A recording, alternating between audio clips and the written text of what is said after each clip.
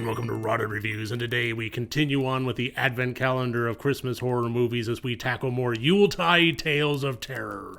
This time with the 2017 low-budget slasher entry, Killer Christmas. Written and directed by Peter Paul Shaker and Tony Shaker, this follows 6 college-age friends as they go out to a Christmas tree lot to cut down their very own Tannenbaum. And while they're out there, they notice an abandoned hotel out on the hillside, and the locals inform them that they should stay far away, so of course they decide to go on an expedition. And they're met with a killer wearing a Santa Claus mask. Okay, so that's the movie. That's pretty much it. Hey, nobody said that slashers had to be terribly in-depth. However, a lot of people mistake the simplicity of the slasher genre for easy to make, and I think that was ultimately the trap that the filmmakers fell into on this one. You can't just take people, throw them in a blender, and have somebody hack them up. It honestly does require a fair bit more than that. You need to have some characters that you can sympathize with. You need to have some relational setting. You need to have some stakes,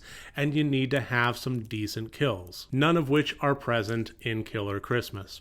All of the characters in this film are pretty hollow and vapid. There's really nothing much to them. I think the filmmakers took a lot of inspiration from other holiday slashers, even going so far as to have their principal character named Margot. But even so, it didn't learn a lot of lessons from those inspirations. And I could honestly tear this movie apart for hours. I'm not going to go quite that far, but I am going to deconstruct why this didn't work for me. First of all, as far as the hollow characters go, that's fine. It's a slasher. They're cannon fodder, but there really should be at least one or two that had some depth. And the Margot character in this, well, let's just say that there is a fine line to be walked as far as a trepidatious attitude and being completely obstinate and stalling out every scene that they're in. Awesome. I just want to get out of here. Babe, just relax. It's fine. Having a certain presence of mind to say, hey, maybe we shouldn't be here is fine. It shows a level of clarity and intellect that kind of separates the character from the rest of the pack. However, when it is in every single scene that they are in, then really all they do is just bog down the plot. It turns it into a muddy mess, and it just stalls out the momentum that the other characters are trying to pull. I mean, ultimately, the film does have to at some point start somewhere, and the other characters are the ones kind of making that happen. And if you're constantly tethering them back, it becomes a frustrating mess for the audience. Second of all, as far as the interactions between these characters, I really didn't quite get it. There seems to be an element of game that they play all throughout the film, but honestly, game just kind of means activity. They'll pull out a joint and say game, and then their game is smoking the joint. It seems like they just kind of attribute the notion of gaming to any activity that they engage in. So as far as any kind of motivation in terms of exploring this abandoned hotel, it kind of just gets explained away as game. Game? Game! But a new game. An add-on, if you will. Call it, kid. Exploration. As far as the setting goes of the hotel, that was actually a positive point of this film.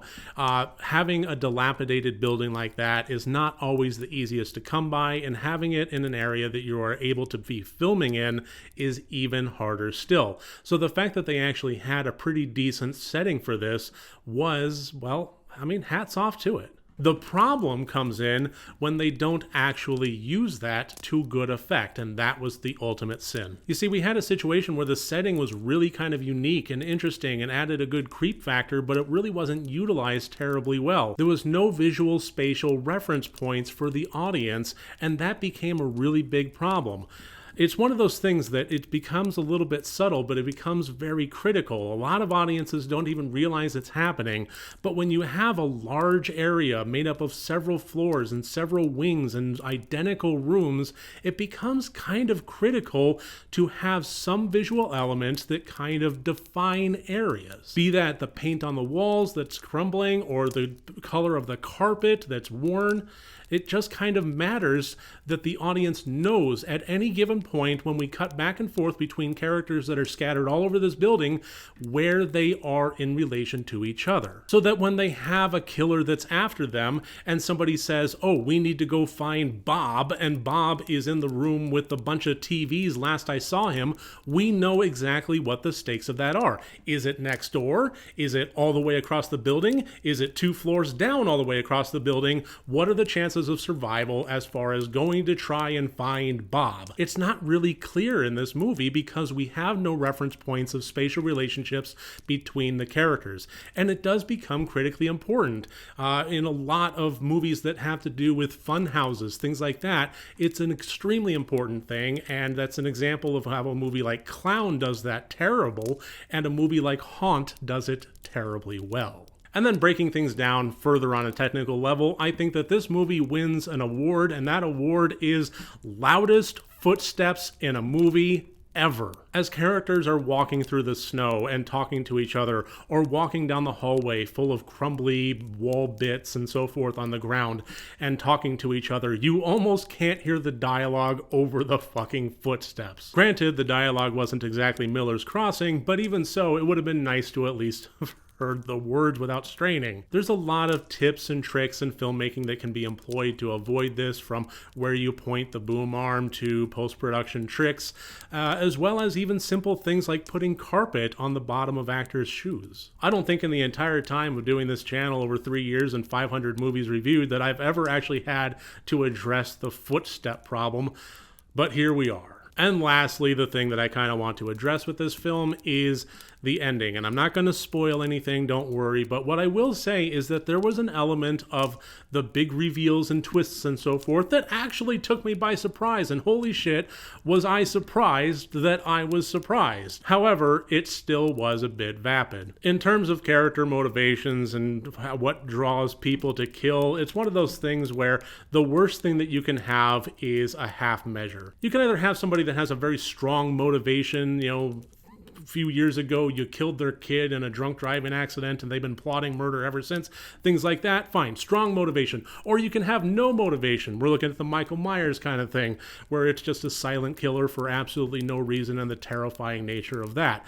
But the worst thing that you can do is a really shitty reason. If somebody stole your jujubes 2 years ago, that's not really reason for you to be plotting a mass murder now. So even though there were some twists in this movie that took me by surprise, it immediately also took the wind out of my sails. So at that point, the question becomes, is this movie so bad it's good? And I would have to say, honestly, I really don't think so. It's just a little bit too bland and boring. The mistakes are plentiful, but also kind of subtle. It makes it so that it's not quite so overt that you can play the joint game with your friends and have a good time with it. It's just probably going to put you to sleep more than anything else. But it is an interesting watch in terms of learning what not to do. This is one aspect of my motto of watch more bad movies that is kind of where I'm coming from with this.